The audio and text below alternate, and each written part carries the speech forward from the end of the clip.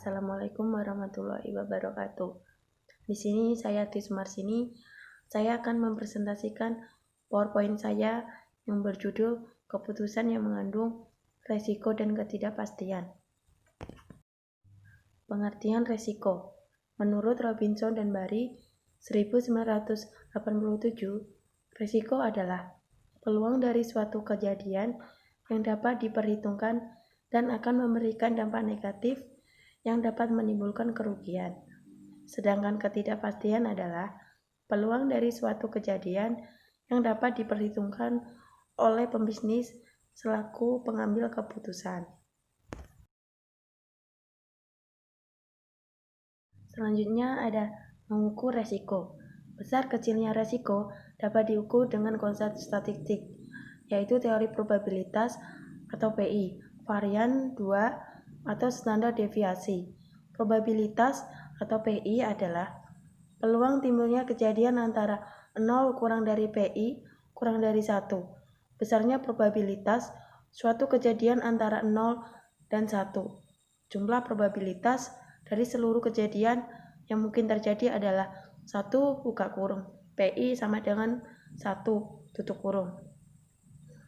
Jenis kejadian event menurut probabilitas adalah kejadian yang pasti terjadi bila PI sama dengan 1.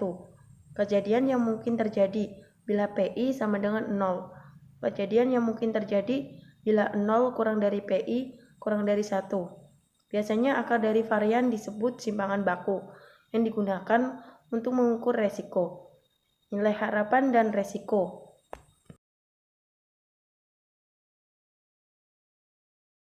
Dari sudut manajemen, nilai harapan dan resiko berkaitan dengan keputusan yang akan dibuat sekarang untuk dilaksanakan di masa yang akan datang. Nilai rata-rata yang diharapkan E buka kurung X tutup kurung sama dengan XI kali PI. XI sama dengan event atau kejadian. PI sama dengan probabilitas terjadinya XI. E buka kurung X tutup kurung dalam statistik deskriptif dikenal dengan rata-rata hitung probabilitas. Dinotasikan PI adalah besarnya peluang untuk terjadinya suatu kejadian dari beberapa alternatif kemungkinan.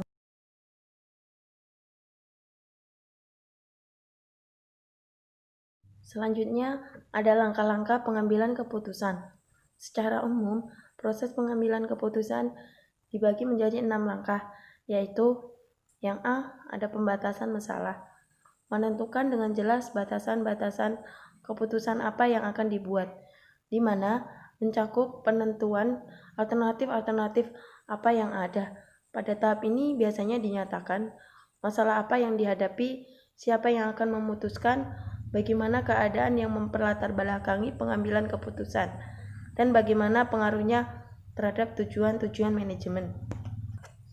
Yang B ada penentuan tujuan. Pada tahap ini dinyatakan apa tujuan pengambilan keputusan, bagaimana seharusnya si pengambil keputusan menilai hasilnya dibandingkan dengan tujuannya. Bagaimana jika si pengambil keputusan ingin mencapai tujuan yang bertentangan satu sama lain. Di sektor swasta, hampir semua keputusan ditunjukkan untuk mendapatkan laba, selisih antara TR dengan TC. Pencapaian laba maksimum merupakan tujuan alamiah dari sebuah perusahaan swasta. Yang C ada pencarian alternatif. Pada tahap ini ada beberapa pernyataan diajukan. Apa alternatif tindakan untuk pencapaian tujuan? Alternatif apa saja yang dapat kita kendalikan? Apa kendala yang kita hadapi dalam pencapaian tujuan? Setelah mengetahui apa yang diinginkan, tentunya akan dinyatakan apa pilihan kita. Seorang pengambil keputusan yang ideal akan membeberkan semua kemungkinan pilihan yang ada dan kemudian memilih satu di antaranya yang akan memberikan hasil yang terbaik bagi pencapaian tujuan.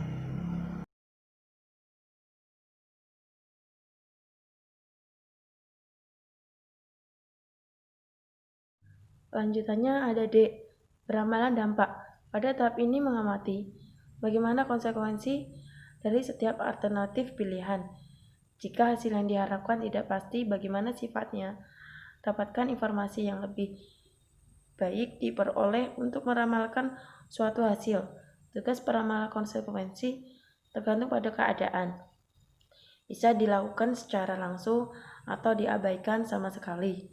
Peramalan bisa dengan perhitungan aritmatis sederhana, menggunakan model statistik atau ekonometrika.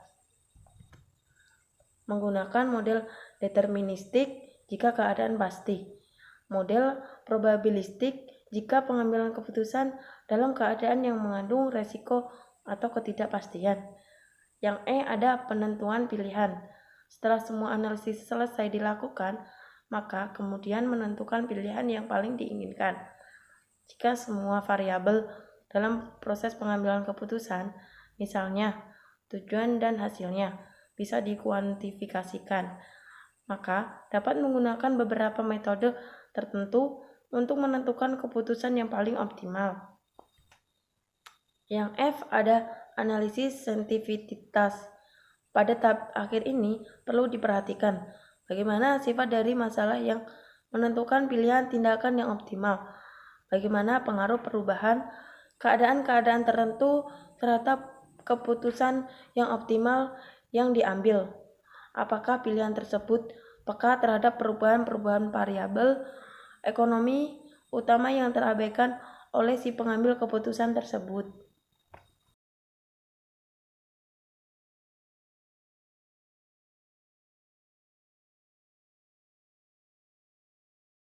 Selanjutnya, ada 3 situasi kemungkinan permintaan, yaitu yang pertama ada karakteristik permintaan yang ramai, yang kedua ada karakteristik permintaan yang sedang, yang ketiga ada karakteristik permintaan yang sepi.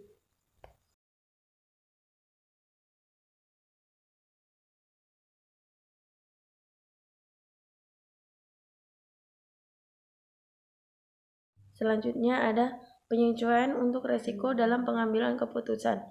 Dalam pengambilan keputusan, terdapat penyesuaian resiko yang meliputi 4 kriteria keputusan, yaitu yang A ada kriteria variasi koefisien, adalah rasio standar deviasi pada expression value, efisien variasi dan probability menunjukkan jumlah standar deviasi atau risiko per rupiah pada expression value atau retur. Yang B ada kriteria expression value dengan menggunakan discount rate yang berbeda, adalah menggunakan lebih tinggi untuk memperoleh lebih banyak alternatif keputusan yang mengandung resiko atau disebut juga dengan opportunity discount rate atau ODR. Yang C ada kriteria ekuivalensi kepastian. Kriteria ekuivalensi kepastian dan suatu keputusan mempunyai alternatif lebih dari satu kemungkinan hasil, yaitu sejumlah uang yang tersedia dengan pasti yang menyebabkan pengambilan keputusan menerima sejumlah uang tertentu. Yang D ada kriteria keputusan maksimum, adalah istilah yang biasanya digunakan untuk memilih hasil yang terbesar dan hasil yang terkecil atau minimum yang dihubungkan dengan setiap alternatif keputusan.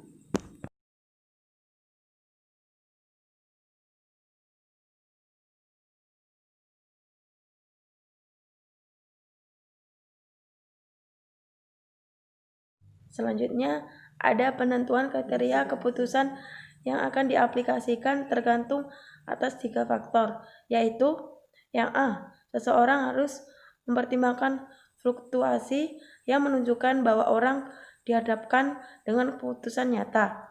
Yang B, ada seseorang harus mempertimbangkan besarnya spekulasi. Yang C, pembuat keputusan pendirian pada risiko dan ketidakpastian meliputi tingkat kesukaan atau penolakan risiko individu. Faktor yang penting adalah kemauan dan pembuat keputusan untuk menerima resiko dengan segala konsekuensinya.